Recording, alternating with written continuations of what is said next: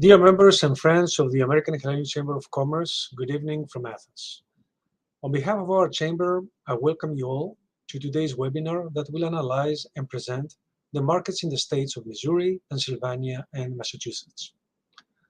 It is a fact that COVID-19 has left a significant footprint on the worldwide trade sector, and especially in the areas related to catering and hospitality services.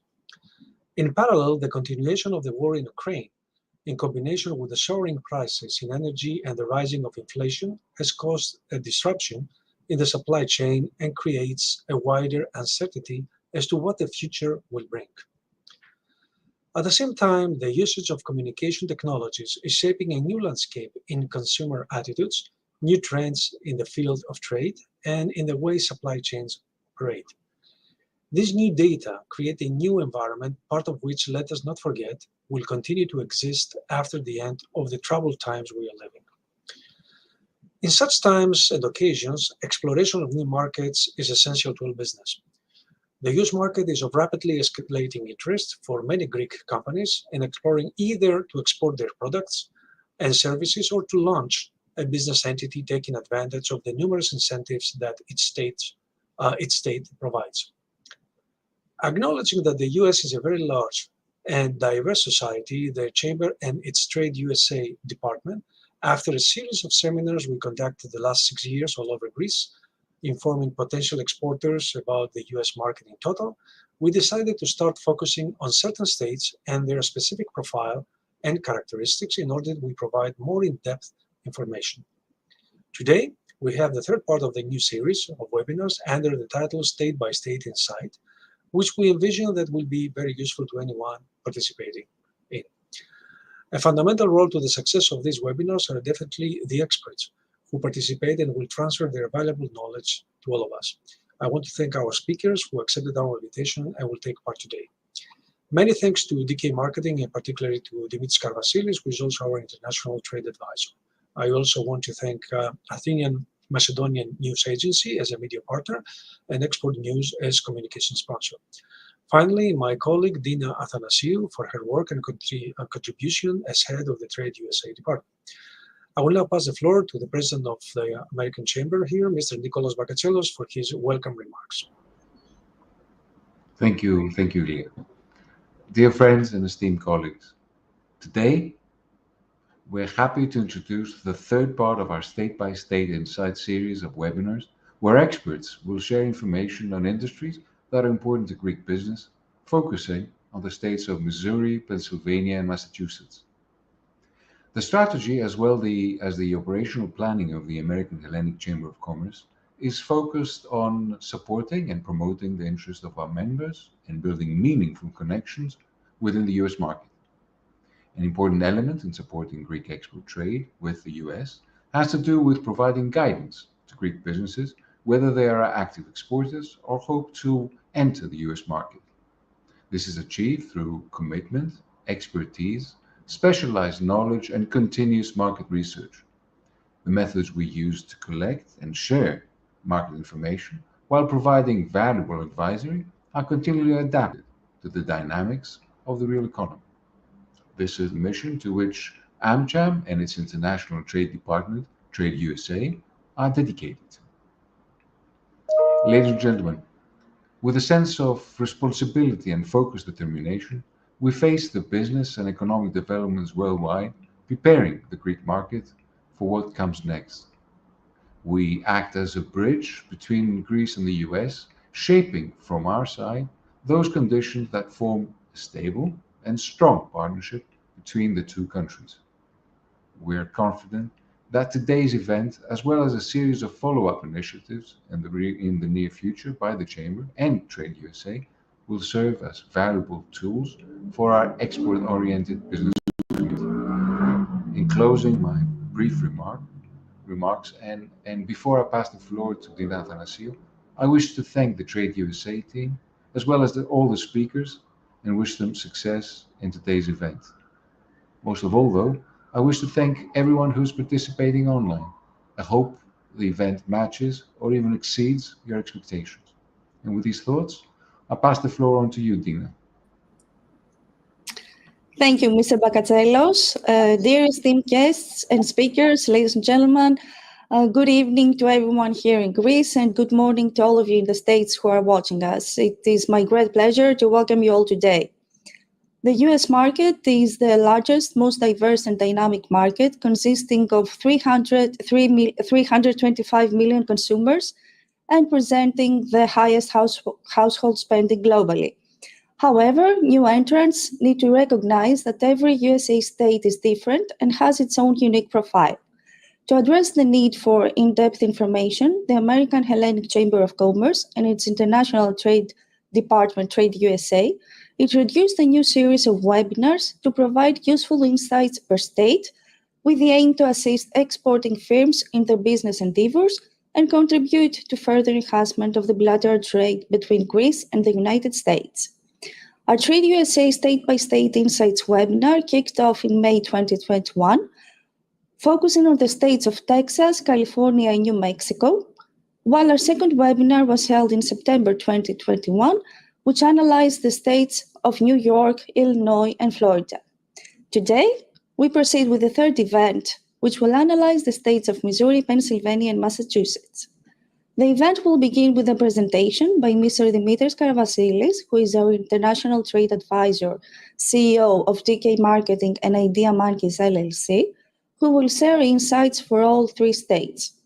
This will be followed by presentations and one-on-one conversations with our esteemed guest speakers. We're extremely honored to have with us today Ms. Natasha Lord, Managing Director of the International Trade and Investment Office of the Missouri Department of Economic Development, as well as Professor Stefano Calli from the Medical and Public Health Schools from Harvard University, who will share with us their expertise and present us trade opportunities with the state of Missouri, as well as the Mediterranean diet and the opportunity that arises for our Greek F&B products in the US market, respectively. Before moving on, I would like to share a few data regarding the bilateral trade and a few words about who we are and what we do.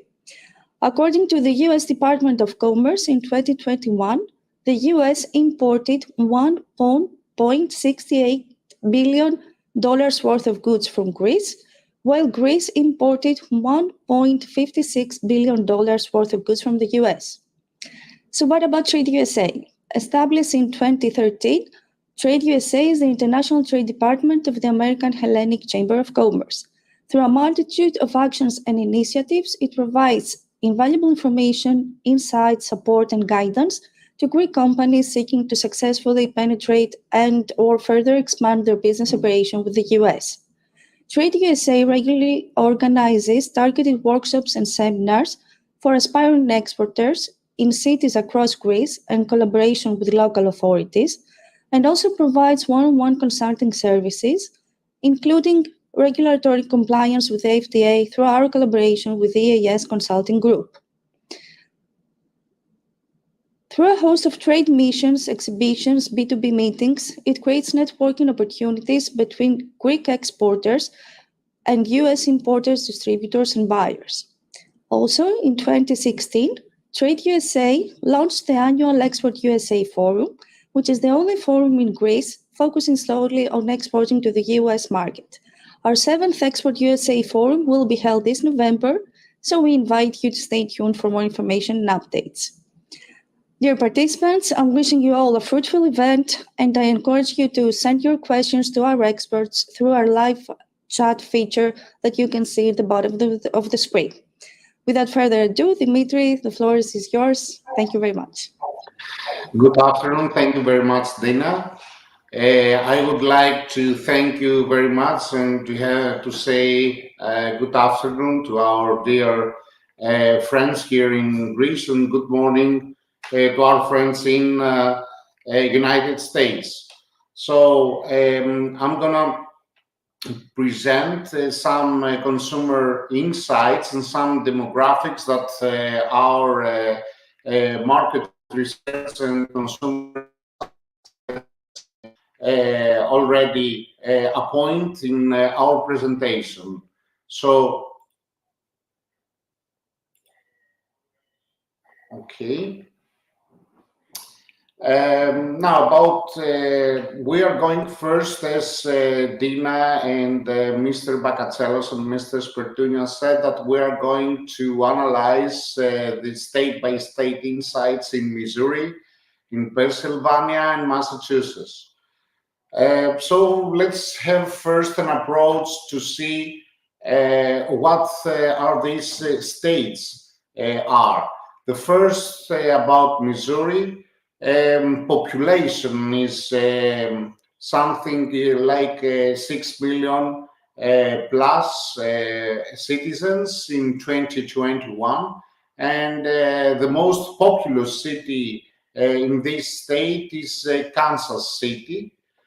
As we can see here, Kansas City is almost more than 500,000 citizens, and then St. Louis and Springfield. In Missouri, we have the 79% concerning the by race. We have white 79%, the black or African American is the 11%, and then we have the Hispanic, Latino, 2 or more races, and Asian and other races that are less than 1%. Concerning now the generation, we have to see that most of the population is in millennials, like 25-44, with more than 1.5 million, and follows by the Gen X 45-59 and the baby boomers. We can see that the Gen Z, that it's 10-24, and of course the Gen A 0-9, it is less than 800,000 people. Pennsylvania is the 5th most populous state in the United States, with approximately 12.8 million residents. The capital of Pennsylvania is Harrisburg, and the largest city in Pennsylvania is Philadelphia, with almost 1.6 million residents. As we can see here, by 2021 data, the latest data we had is Philadelphia over than 1.5 million citizens, and then it's Pittsburgh with 300,000, almost 300,000 citizens, and then go on with Allentown and the rest cities. We can see here that most of the population is in Philadelphia. So we can see, and this is a very, very important data concerning and insight concerning companies and freelancers or businessmen want to refer to the state of Pennsylvania, that Philadelphia is keeping more than 1.5 million citizens. White alone is 76%, and here is like almost Missouri. Black or African American alone is about 11%, and then the Hispanic or Latino and Asian, we can see here that it's 3%.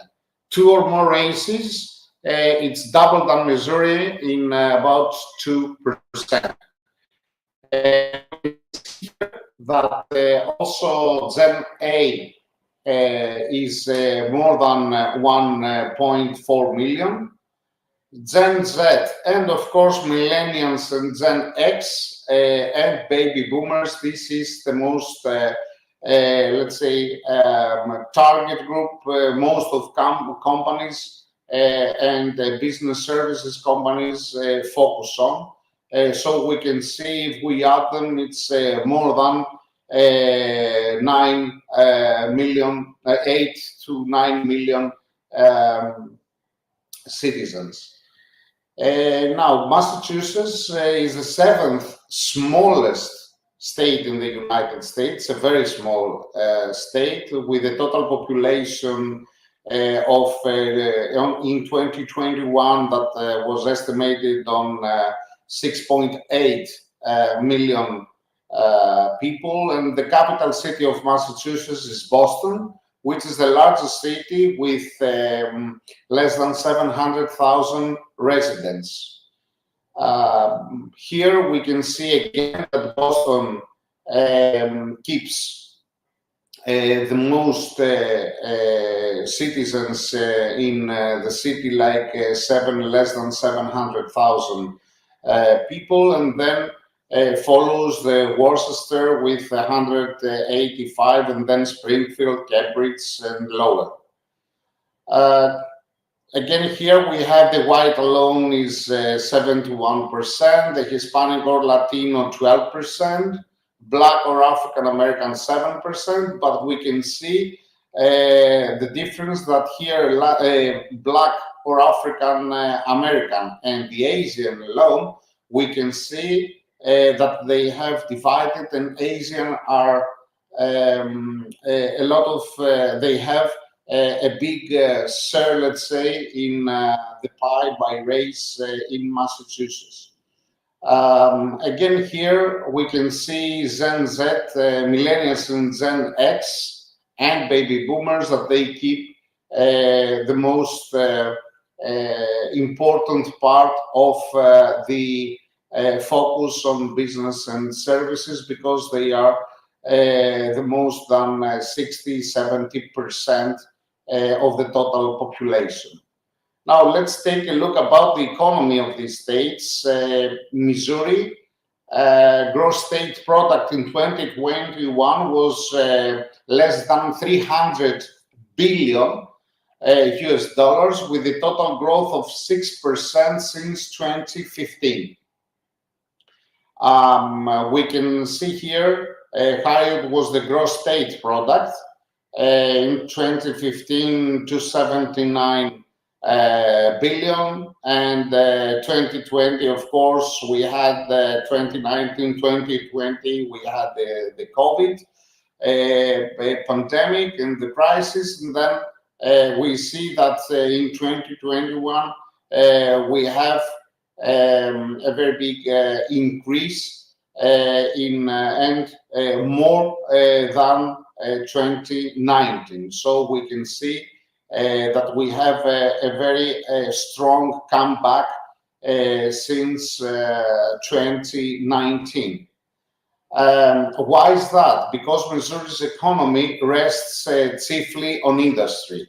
And as we know, and and Mr. Spirtunian said in his introduction, a lot of there was a very big disruption all over the world concerning the production, concerning the value chain, concerning the distribution channels. So we can see that I mean, all the states, and especially United States, that they were importing a lot of products abroad.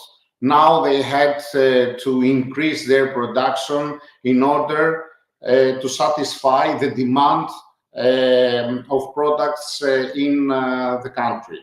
And because Missouri's economy rests in the industry, that helped really a lot in having a strong comeback. St. Louis is an important center for the manufacture of metals and chemicals, and we can easily understand that metals and especially chemicals during COVID was, let's say, in maybe it was the top of in ranking of the products that was in highly demand. The GDP is composed by the following sectors. We can see manufacturing, real estate, healthcare, finance and insurance, and after that we can see that even with professional, scientific and technical services, so we can see a lot of services here, plus the rental and leasing, we can see that there are a lot of there are a lot of services that is providing, and GDP has a lot of services included. The same is about wholesale trade and retail trade, and of course we have the information, we have the construction and transportation and warehousing. The sectors with the largest employers, first is the healthcare and social assistance, then it's retail trade, and then manufacturing, accommodation and food services, and professional, scientific and technical services, and then goes the rest. Now, concerning the disposable personal income of Missouri between 15 to 2021, we can see that definitely after 2018, 2019, even if it was expected to have a decrease, we can see that it is still going up and increasing in spite the crisis of COVID and pandemic, and this has to do, as we said in the beginning, first because of the manufacturing, and the second because of the services and health services, that it was really highly demanded all this period. The same was about per capita disposable personal income, that we can see that in spite this period, it was in an increase mode. The total expenditures, we can see here that it was after 19 here in COVID, we had, as everywhere in the world, worldwide, we have said this a lot of times, that maybe e-commerce was rise really high, and there was new distribution channels and new ways of purchasing things. But finally, we can see that the total expenditures were decreasing. The same is happening in Missouri. Now, about Pennsylvania. Pennsylvania has the 6th biggest economy in the US, and is home to close to 50 of the 1,000 largest public and private companies in the US by sales. In 2021, the gross domestic product was about more than 700 billion US dollars. The gross product, again, here we can see that it was a very, very it was pressed a lot on 2020, and then we see that almost recovered on 2021. And a very important, it's a consumer insight, like a trade secret here, is that the state is the largest producer among the 50 states in canned fruit, vegetables, specialty products, chocolate, cocoa products, potato chips, and pretzels. So it's known as the snack food capital of the world. So you can imagine and you can understand that it is a trend leader concerning the snack industry worldwide. Here we can take a look about the sector that was most contribute to the GDP. We can see the manufacture, the real estate, manufacturing, healthcare, professional, and the rest. So about the disposable personal income, you can see that there is, of course, an increasing trend without having any effects from the COVID. The same is happening here, as we can see per capita. We can actually see that there is a disposable income to be consumed. And also about the expenditure, it follows the model that we described before. Massachusetts is a global leader in biotechnology, engineering, higher education, finance, and maritime trade. Of course, the universities, and we are going to have the honor to discuss later on with Professor Carlos Stefanos, dear and friend Stefanos, that he will describe us a little bit better because he lives there. And we can see that again here we had on 2020 we had the gross state product decreases during the COVID. The sector that contributes, of course, it was the professional, scientific, and technical services after the real estate, financial insurance, less the manufacturing, healthcare, and then the rest. Business in Massachusetts employed a total of 24.2 million in 2018. Unfortunately, we couldn't find the latest data, and they occupied in healthcare and social assistance. Then it's professional, scientific, and technical services, and then it is the rest categories as we have described before. Again, here about the disposable personal income, we can see that it is really high. It is more than less than 70,000 US dollars. So we see that in general, there is a disposable income to be spent and to be consumed. Again, the model, in order not to repeat all the time, for decreasing during the expenditure. Country, we can see that the partners, the bilateral, let's say, partner of these three states. First of all, about Missouri, China is the biggest exporter to Missouri. Then it's Canada, Germany, France, and then it comes Japan, Taiwan, India, and Vietnam.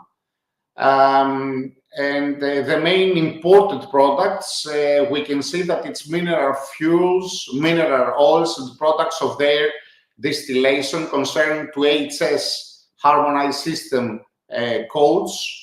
We can see that they are importing most of it, some material concerning raw material that all has to do with the manufacturing and in production and industrial production. Of course, from Greece, tubes, pipes, and refined copper is the biggest, let's say, it contributes most in Missouri's exports from Greece, fruits and nuts, aluminum foil, peaches, and then comes the aluminum alloy, woven fabrics, tanks, casks, and as we can see, olives and prepared or preserved are, let's say, the last in this ranking. So we can see that it's a mixed situation between industrial and raw materials, industrial stuff, raw materials, and of course some great agricultural products. In Pennsylvania, again, China is the biggest one, importer. China is the biggest exporter. Switzerland, South Korea, Germany, Russia, UK, Ireland, and Brazil. And the imported products was pharmaceutical, most of it. Then again, it's some industrial, and the meat, and edible meat, and some other stuff is just in the lower ranking. Concerning Greece, they were getting petroleum bitumen, is the biggest export HS code product, and then it's kiwi fruit, Then it's Portland, wax, and malt extract for food products or flour, meal, olive oil, olives, Pacific salmon, and vegetables. Concerning Canada is the first exporter in Massachusetts, in this state. Ireland, China is in the third position. Germany, UK, Japan, Netherlands, and Switzerland. We can actually see here that mineral fuels, optical, nuclear, electrical, vehicles, aircraft, plastics are the biggest one, and only beverages and some fish and crustaceans has to do with F&B. And from Greece, the biggest part of it is olives and olive oil. It's wine. Here we have some parts of accessories of military weapons, aluminum alloy, tubes, food preparation, and some aluminum foil and bread, pastry, cakes, and similar baked products. Let's take a quick view also in the restaurant business. So we have here in Missouri, there are 11,200 eating and drinking places in 2018. Of course, today we have a decrease of more than 20 to 22%. We have the honor to discuss later on with Natasha Lord in order to give us maybe the latest data and the perception of what is going on in this field and this industry. Business in the beverage and food industry employ a total of over 300,000 employees. And the estimated sales in 2018 in Missouri were about 11.7 billion. The rest in Pennsylvania, the restaurant industry is an important force. According to our data on 2018, it was more than 26,000 food service locations, and the jobs were about 5.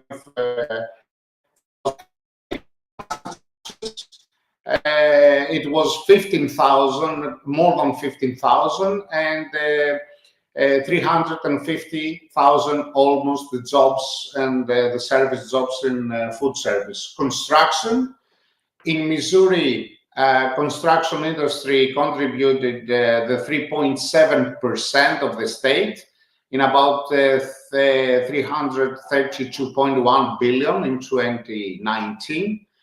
And we have here 7.2 million workers in July 22.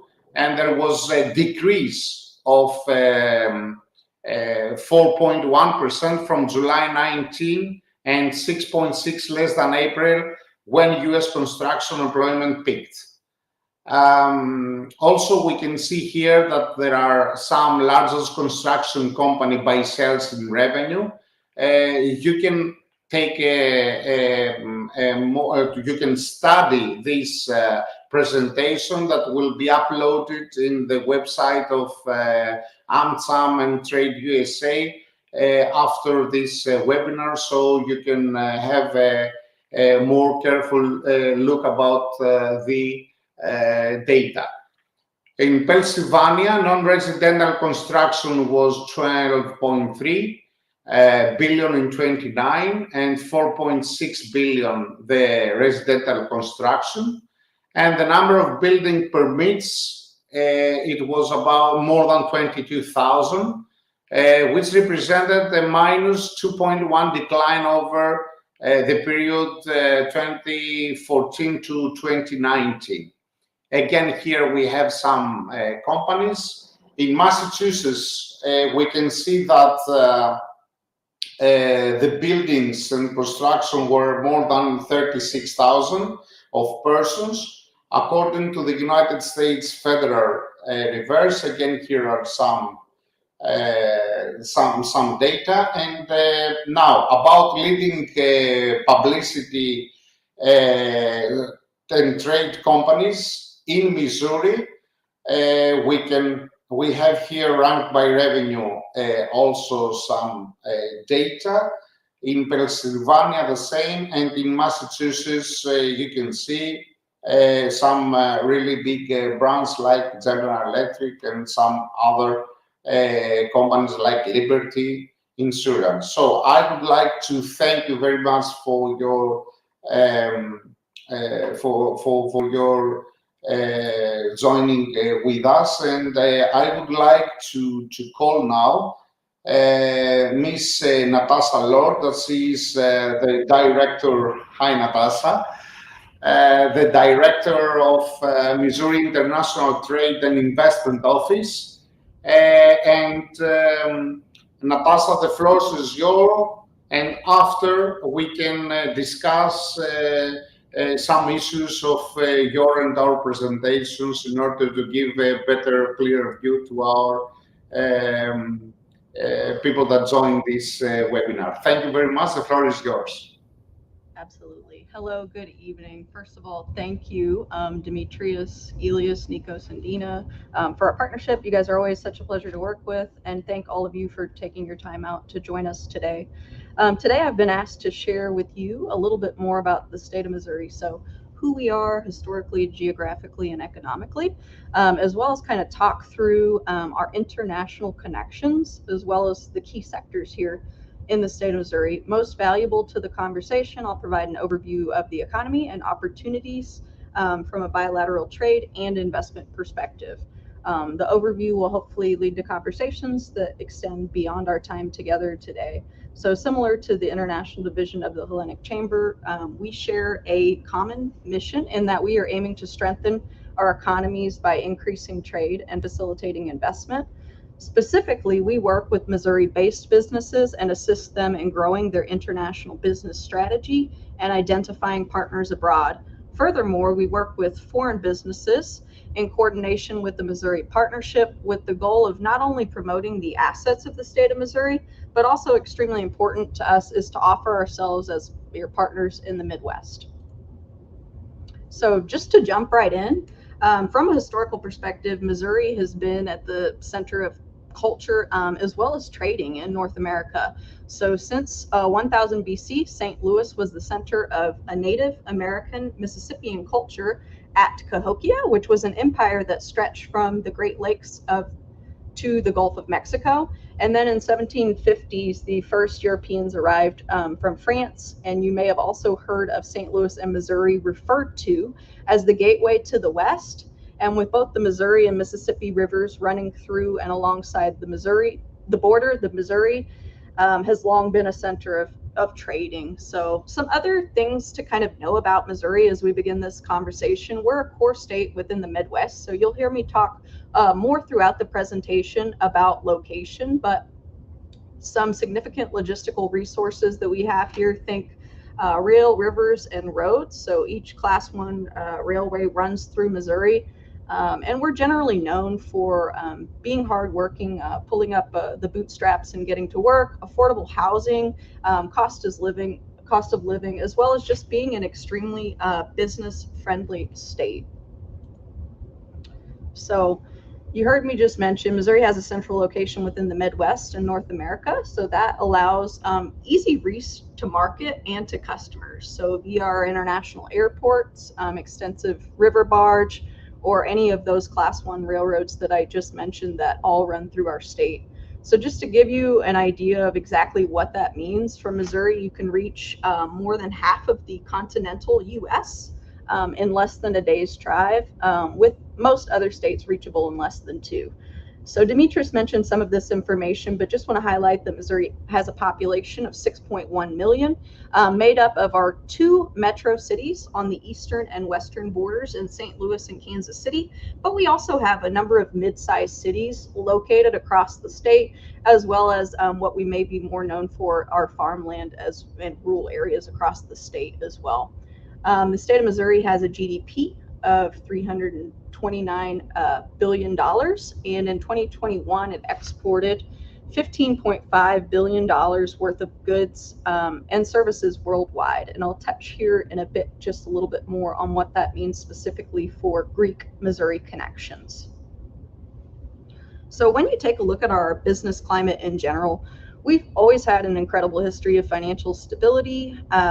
In 2021, according to the Tax Foundation, we had the third best corporate tax index and the eighth best property tax index. We were one of only 12 states to receive the highest bond rating, and we've maintained that for more than 50 years.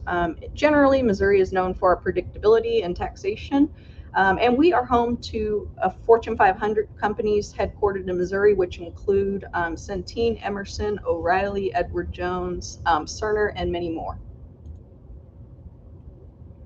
So just wanted to touch here briefly on taxes and incentives. So Missouri works hard to ensure that we have one of the most business-friendly regulatory and tax environments in the United States. So you heard me mention a 4% corporate income tax. So that's the second lowest corporate tax rate amongst states that have that tax. Additionally, as far as kind of our incentive programs, Missouri Works is our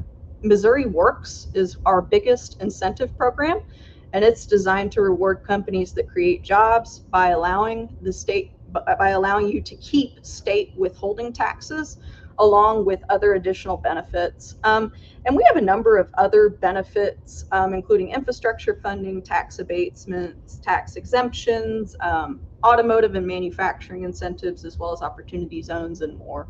And then you heard me mention it, but Missouri is extremely fiscally stable and responsible. So we are constitutionally required to have a balanced budget, which has allowed us to hold that AAA bond rating for more than 50 years.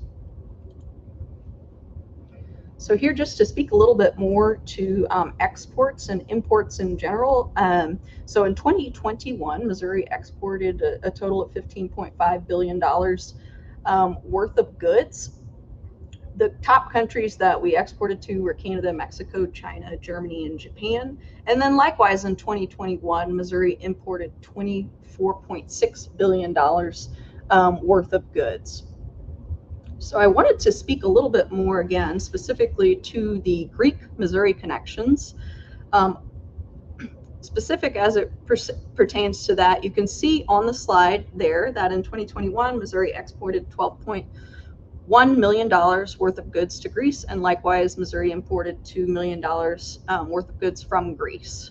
Furthermore, just wanted to highlight on a couple of our other connections. So in terms of Missouri in itself, 1,100 Missourians were born in Greece, and then approximately 14,000 Missourians have indicated that they do have Greek ancestry. Furthermore, interesting is that approximately 1,700 Missourians speak Greek, and then 4 of our higher ed institutions offer Greek language programs as well. So just wanted to show you this slide here just to show that the state of Missouri is globally minded. We have 15 offices around the world, again, that assist Missouri-based businesses in increasing their sales, but likewise, we look to assist foreign companies in understanding the benefits and the assets of the state of Missouri. And as you will note on the slide there, we have 3 physical office locations in Europe that serve the entirety of the European Union that are available to assist you and your company as you're evaluating the American market. Just wanted to show you this, and you may be kind of curious about this slide here. So although it's certainly my job every day, and especially this evening, to explain to you the benefits of the state of Missouri, I would be remiss to not mention the benefits to you as a location again. So we're strategically located within North America, the United States, but furthermore, we happen to sit at the center of the Midwest region. So you'll see there on the map, the cities highlighted. So the cities that are indicated on the map are those that have a population greater than 1 million. And these states are working together on a number of topics, such as the Midwest EV Charging Corridor Coalition. To provide a bit further perspective on just why that matters, why it matters that Missouri's, located in the middle of the Midwest. So if you look at that grouping of states, it has a population of 68 million, or 1/5 of the entire U.S. population lives within the Midwest region. So it's not one to be ignored. This is similar in size to the populations of Britain or France. Collectively, the Midwest also has a GDP of approximately 4 trillion US dollars, which would rank it next to Germany as the world's fourth largest. And manufacturing. So manufacturing happens here in the heart of America. Across the Midwest, manufacturing makes up about 9.5 to 17% of gross state product. Whereas the remaining states outside of the Midwest, that average is at 8.5%. As far as a skilled workforce and the research going on here, 16 of the top 50 U.S. medical schools are also located in the Midwest. So over the course of the next couple of slides, I'm going to highlight on our Missouri opportunities and strength sectors. So beginning with one of our arguably most important sectors, which is aerospace and defense. So companies like Boeing are building the FA-18, the F-15, and the TX trainer fighter jets, the new unmanned MQ-25 refueling drone, and many more right here in the state of Missouri. As far as manufacturing, you've heard me mention it, but we have some of the lowest taxes and energy rates in the country. So that really allows Missouri to kind of sit in a unique position in terms of manufacturing. We have access to both coasts, as well as markets in Canada and Mexico, again, due to that central location. Missouri has nearly 6,500 manufacturing firms across the state that employ more than 275,000 employees, which makes up approximately 11.4% of the state's total employment.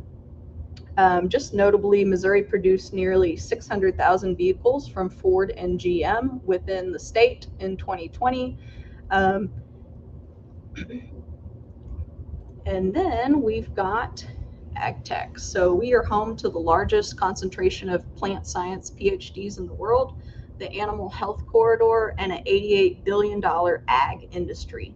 I'd also just like to note that on the research and development side, the Donald Danforth Plant Science Center is the world's largest independent research center focused on plant science, and that is located right here in the state of Missouri.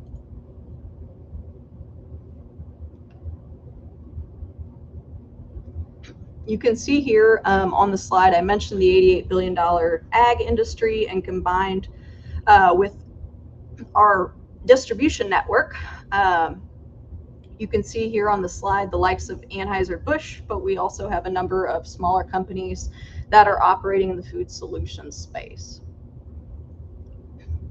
When we look at the financial services, we're home to one of the largest concentrations of financial security brokerage firms outside of New York. And we're the birthplace of companies like H&R Block and many more. Health innovation was another one that I wanted to highlight on this evening. So our companies are leaders in pure human and animal health research. And then we've got data and patient connection through the innovation of companies like Cerner, Centene, and Express Scripts. And I won't belabor this point anymore, as I've kind of mentioned this throughout the presentation, but our ability to get goods anywhere efficiently and economically is pretty unmatched. So we've got all the Class 1 railroads that do make their way through Missouri, as well as the Mississippi and Missouri rivers. And then furthermore, just a few of the other sectors that I would like to highlight on specifically here is the geospatial sector. So in 2016, the National Geospatial Intelligence Agency announced St. Louis as its new Western Regional Headquarters. That is a $1.7 trillion investment. And furthermore, by September, the NGA will be opening a sensitive compartmented information facility, and this is the only location of that sorts outside of Washington, D.C. Another sector that I just wanted to make sure to kind of mention again this evening is the animal health sector. So the animal health corridor is something that sits right in the heart of Missouri, and essentially it's made up of 300 companies in the animal health space, which make up those 300 manufacturers make up 75% of worldwide sales in the animal health industry. And then I know I've made mention of this as well a few times throughout this evening's presentation, but just wanted to mention again some of the innovative companies located across our state, such as Centene Cerner, Edward Jones, H&R Block, Bass Pro Shops, Hallmark, Boeing's Defense, and as well as Express Scripts, amongst many others. And also important to note in this conversation today is that currently we have more than 450 companies in Missouri that are foreign owned and are growing within our innovative business environment. Again, just wanted to mention the sectors of opportunity: aerospace and defense that I mentioned today, food solutions, geospatial, animal health, as well as just in general our location within North America, making the state of Missouri a friendly place to do business. Aside from that, I will go ahead. I've come to the end of my presentation and just want to say thank you, both from a trade and investment perspective. Missouri is a state that can be considered in regards to suiting your business needs, as well as allowing opportunities for partnerships. And with that, thank you for your time and attention today, and I'll hand it back to you, Demetrius, for the next portion of the program.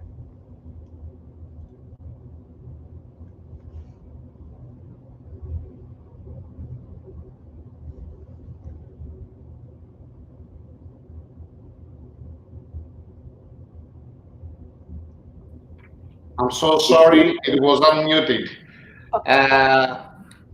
The technology. So thank you very much, Natasha, for your presentation. We enjoyed really a lot, and I would like to address you as one question in the beginning. And according to your opinion, how is Greece and Greek entrepreneurs perceived in the Missouri states and business community? Yeah, no, thank you, Demetrius. That's a fantastic question. And I think this is a difficult question to answer and by no means reflective of all. I think in general, our knowledge of Greek manufacturing and entrepreneurship is generally limited, which is, of course, kind of an opportunity from a marketing perspective. So the first things that come to mind for most are probably a country that's a beautiful tourist destination, as well as very strong in the foods. And I would say that many Americans think of Greece from a historical perspective, so hardworking, foundation of Western civilization and democracy. So I've encountered that. Again, this is just a generalization that Americans don't have any sort of negative view of Greece. It's just one that is incomplete. And again, I think this makes for a fantastic opportunity in that space. Thank you. What about, are you, according again to your experience, if, let's say, Greek companies or entrepreneurs or some freelancers would like to invest in expanding their business operation in Missouri State? So I'm knocking the door of your office, and there, and I would like for you to tell me, is there any opportunities for green companies there, or we will have some barriers or some difficulties? So, Demetrius, I'm not sure if I caught the whole bit. So, for a Greek company that would be interested in expanding within the state of Missouri, so I'll say that at the moment, I'm not aware of any Greek companies that are operating in this space. But again, I think that's an an opportunity. So opportunities like trade shows and trade missions. Additionally, the state of Missouri will be at Select USA, and we'd be happy to connect there. And we'll plan to exhibit and attend again the DeFea Defense exhibition that's going to take place in Athens next May 23. Again, our office, as well as the Missouri Partnership, will be happy to work hand in hand with any Greek companies that are considering the Midwest and specifically Missouri as a part of their expansion within North America. I am aware of 2 Missouri companies that are operating in Greece, and those companies are Enterprise Holdings and Leggett and Platt, which is a manufacturer of mattress springs. Great, thank you very much. And let's finalize, let's conclude. And I would like to ask you a personal question. Are you familiar with any Greek products that are available at any grocery store that you visit there in your city? Yeah, no, this is a fantastic question to round out on. So, yes. So, even though I could unfortunately not answer yes to that last question, Demetrius, I can assure you that we enjoy Greek food.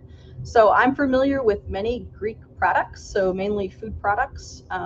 A large assortment of which are available at our specialty grocery stores. So, if you think in our large metros, of course, we've got some international and specialty grocery stores, think snacks, but also available in many just neighborhood grocery stores are products such as, cheeses, the feta, the halloumi, honey, yogurts, and baklava, kind of amongst others. So yes, I can assure you that we do have Greek products available at our grocery stores here in Missouri. And do you believe that they help in your health? I mean, you believe that they have a health claim and you are, let's say, you are ready in order to keep and to pay more because they are, let's say, more value products. Yes, no, absolutely, 100%, Demetrius. So I think a lot of these types of foods, specialty foods, they are foods that one would be willing to pay a markup on. So when I think about those foods I just mentioned, certainly that comes into play. So, Natasha, I would like to thank you really a lot. And with your last answer, I would like to pass the floor to Mr. Professor Callas. So, Stephanos, good afternoon. Dr. Stephanos, that he's from Harvard School.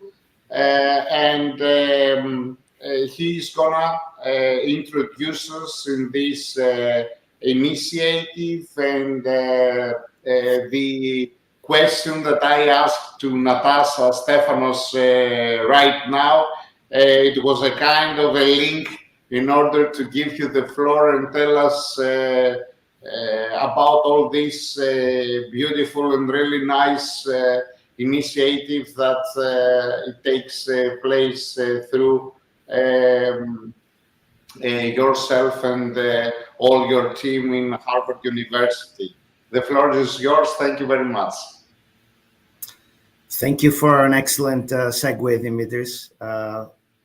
It's a perfect segue. I also want to thank Elias and Dina and the Chamber for the invite and the opportunity to speak to all of you about food and beverage opportunities in the US for Greek companies within the context of the Mediterranean diet.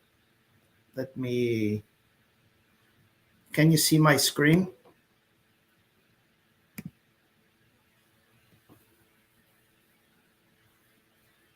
Can someone tell me if we see the slides?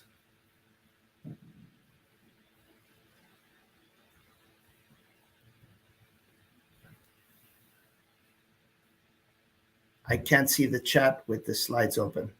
If you can just tell me if you see it, yes or no.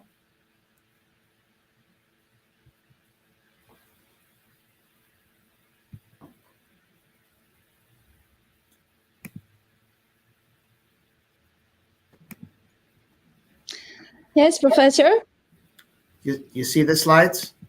Yes, we see. We could see before the Okay. entire screen. All Yes, right, now perfect. everything's perfect. Thank you very much. All right, thank you. First time on StreamYard. So, okay. So first of all, I think you're starting from an advantageous standpoint that expert panels, which are convened every year. You can see here US News and World Report, very well-known magazine. These are experts, some of them from Harvard, but not myself, and from many universities, both physicians, nutritionists, experts in psychology, obesity, diabetes, etc. They rank 40 or more diets every year, and you can see for the last 5 years that they have chosen the Mediterranean diet as number one, as being overall the most healthy diet, the easiest to follow, and best for many specific conditions. Moreover, the United States government, so the first rating is private, but the United States government through the US Department of Agriculture, every 5 years, they create dietary guidelines for all Americans. And both in 2015 and in 2020, they specifically recognize Mediterranean diet as a healthy option for all Americans. Of course, today's number one diet is based on ancient Greek traditions, metron ariston, all things in moderation. Rich in olive oil, fruits, vegetables, fish, and wine. We see reductions for those people following the Mediterranean diet closely. We see reductions in heart disease of 20 to 45%, cancer 20 to 30%, depression 15 to 30%, many intermediate metabolic conditions like metabolic syndrome, diabetes mellitus, hypertension. We see a decrease in things like Alzheimer's, other forms of dementia, and generally in cognitive decline. For those people who aren't necessarily interested in being more healthy, they can improve their sexual function and their sleep. And we see an increase in lifespan or longevity. Of course, Greece's connection to the term and the concept of Mediterranean diet is not just ancient, but the actual origin of the term Mediterranean diet comes from Ansel Keys, who was an American who conducted the 7-country study. And without going through all the details of the study, he involved populations post-World War II from 7 different countries, including populations in Greece, specifically Corfu and Crete. And we can see here that Greece did the best of all the countries in having the lowest rates of coronary heart disease. And in further follow-up from Dr. Willett from our school, published in the 90s, Greece had the longest life expectancy compared even to the US and Japan, the lowest rate of heart disease, and the lowest rates of cancer. So the connections are real. And basically, when other people say Mediterranean diet, what they really mean is a traditional Greek diet, the one that our grandparents, Papus and Yaya, followed. Some general statistics from Technomic, based here in the US on consumer surveys and brand ratings. We can see that if Mediterranean diet is the number one diet for health, health is also a very important criterion for Americans when they select restaurants. So more than 60% of people, more than 74% of millennials, and more than 70% of minority groups. If we look specifically at American attitudes towards Greek cuisine, we can see that 73% of consumers are open to Greek food, meaning 29% have not tried it, but they would like to try it, or it sounds good to try it, and 44% have tried it and they like it and they find it unique and or exciting. And here we see some examples of fast food-like concepts, but involving Greek themes and Greek foods, like Greek Mediterranean Grill, Gyroville, Greek Fresh Grill, Pita Mediterranean here in Boston, Gyro City, and Zo Greek are very popular, along with many other brands. Another big area of opportunity is the university or college dining sector. Dimitris mentioned that we have many universities and institutions of higher learning. One of them are our state university, is University of Massachusetts. And the dining service there is led by a gentleman you see on the left. His name is Ken Tung. He's originally from Hong Kong, but he is a major proponent of Greek food. He's an advisory member to the Hellenic Center for Excellence in Health and Wellness. And as you can see, he's written up here in a Greek newspaper that he has responsibility for 50,000 meals a day, and he's using tons of Greek olive oil. He's using beans from the Agrino company, lavraki or sea bream from the island of Kefalonia, and many, many other Greek products.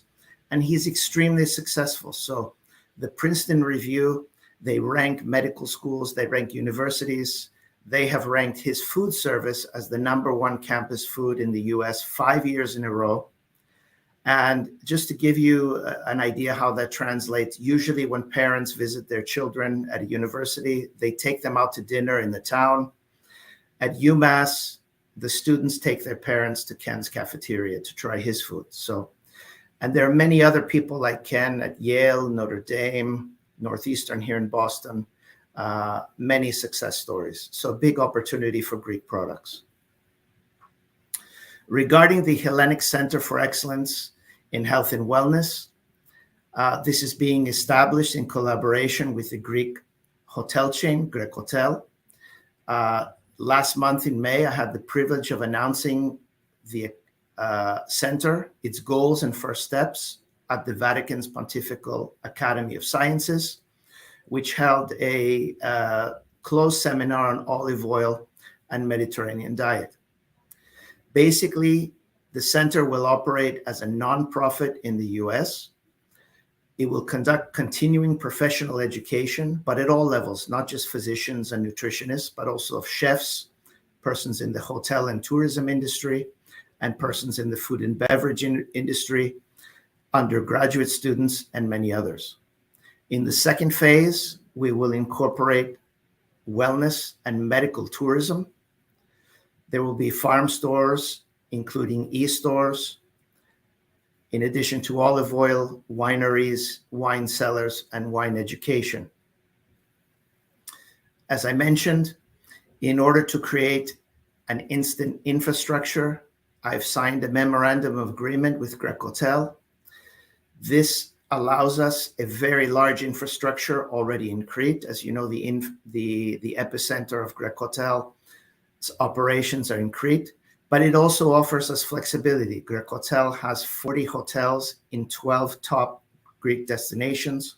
So we have the flexibility and availability to conduct educational and immersion programs in various locations throughout Greece.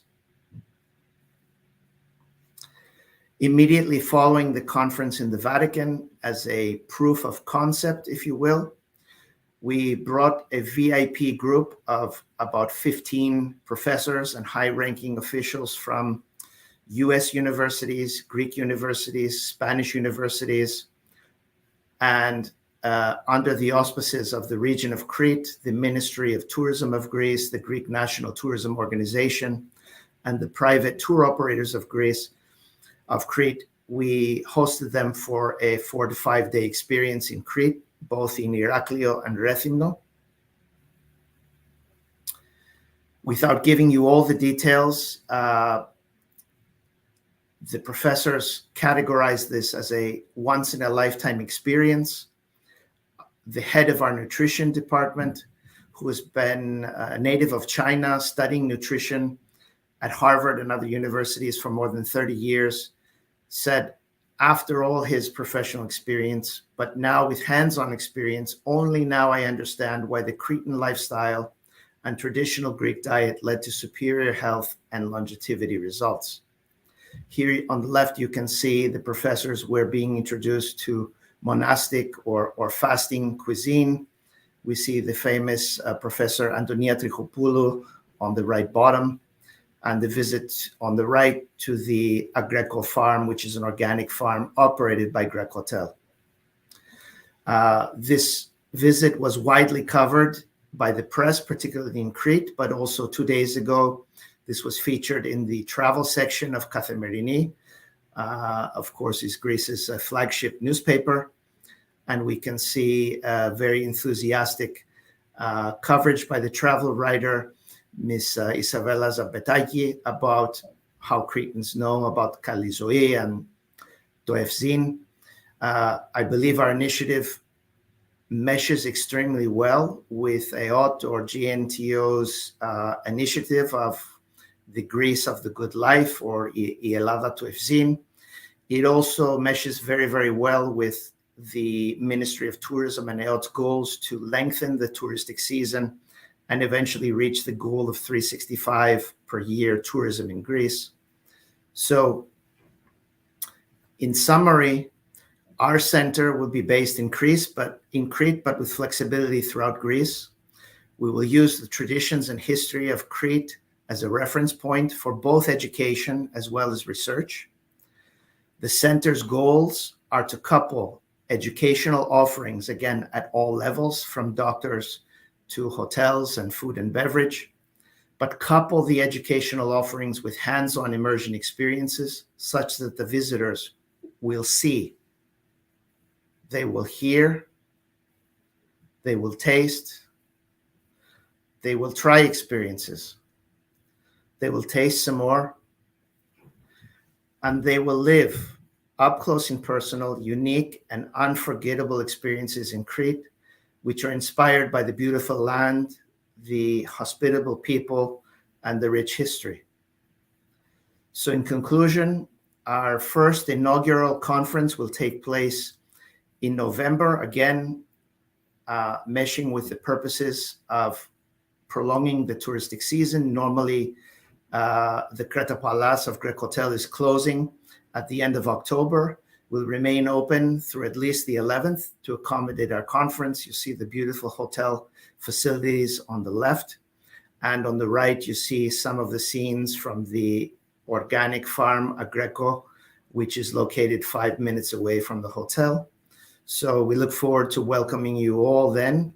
And hopefully the chamber, along with others, will sponsor a workshop for the food and beverage industry in Greece that's looking to do business with the US, and we can provide you, among our advisors, a lot of expert input.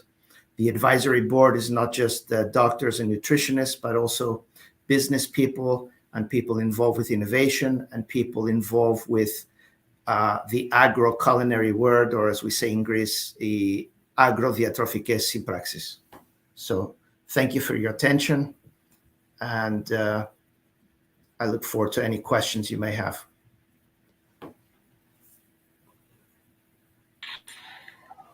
Stefanos, thank you very, very much for your presentation, and I hope that everybody now understood exactly how big and how wide is all this issue for nutrition. It's not about food. It's about the whole culture, the philosophy, the ways of production, the love, and the dedication, and everything concerns that something comes to our table and our fork, as you see in United States.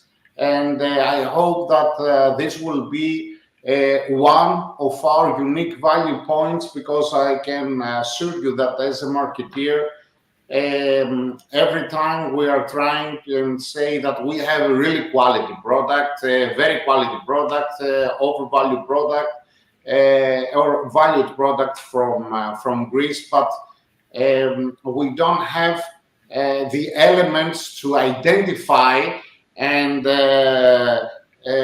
let's say, to appoint exactly what are these elements. So I believe that all this experience, because food is an experience, I can tell you for sure this.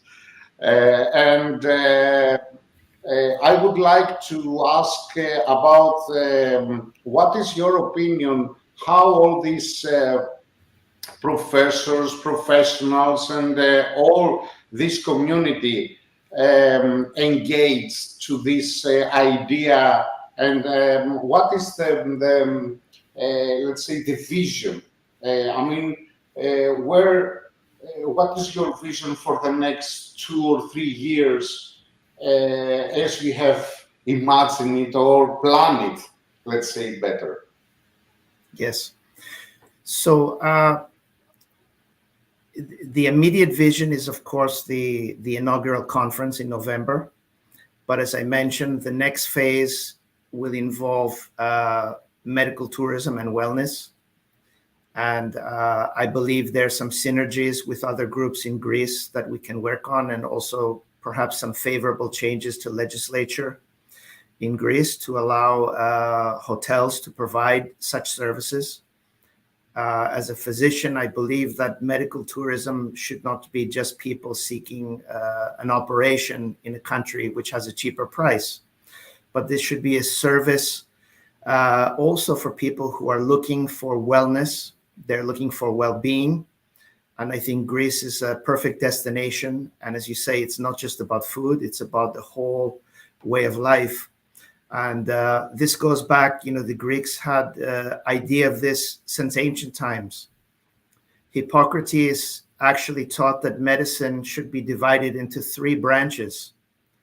And one was, of course, physics, which translate roughly to internal medicine or pathologia in Greek. And the second being surgery, which we all understand. But the third was dieta. And of course, in English, this dieta has become the word diet, but in ancient Greek, dieta was what you say, was the whole thing, was the whole way of life. And we also have the ancient concept of the AFZIN. So the vision is to, in parallel with our immediate projects and priorities, to establish the nonprofit entity in the US. It's very important that for the professors who are involved, whether they're US or foreign based, that the organization functions without obvious commercial bias or any kind of implicit commercial bias. At the same time, it's important for us to pursue goals such as collaboration with Greek and other Mediterranean institutions and universities in order to carry out not just educational programs, but research on various levels, research not just for health, but at the level of agricultural, improving the quality of food in schools, hotels, hospitals, and other institutions. And again, cooperating with other universities and institutions for interchange programs to give them a higher quality of experience. I think Greece provides, real hands-on experiences.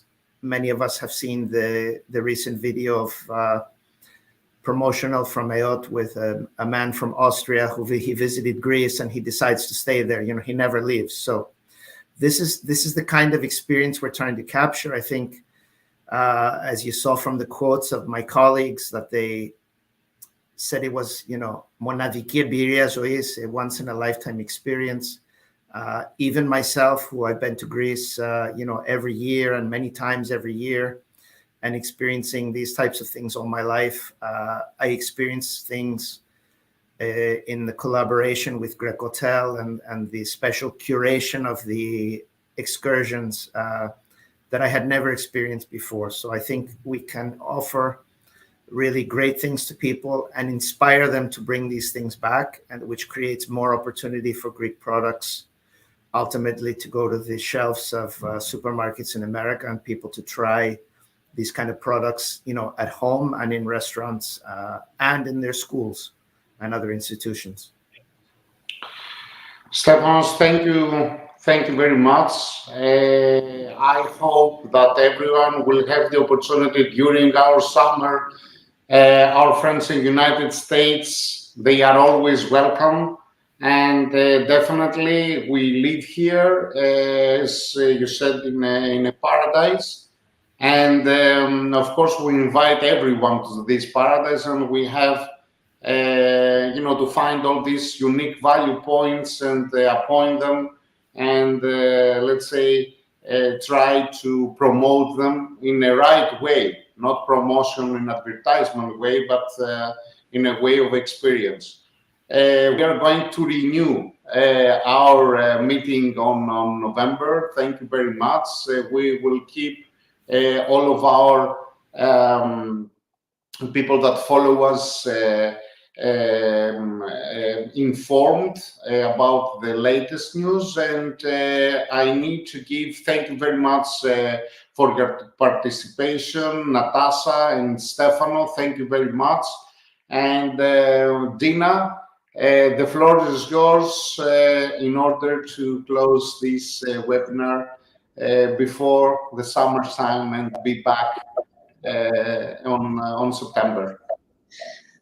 Thank you, Dimitri. Thank you for your presentation. It was really insightful. And I would also like to thank Natasha and Professor Stefano. What they shared with us was really useful and insightful. I kept that there are really trade opportunities between Greece and the state of Missouri in many levels.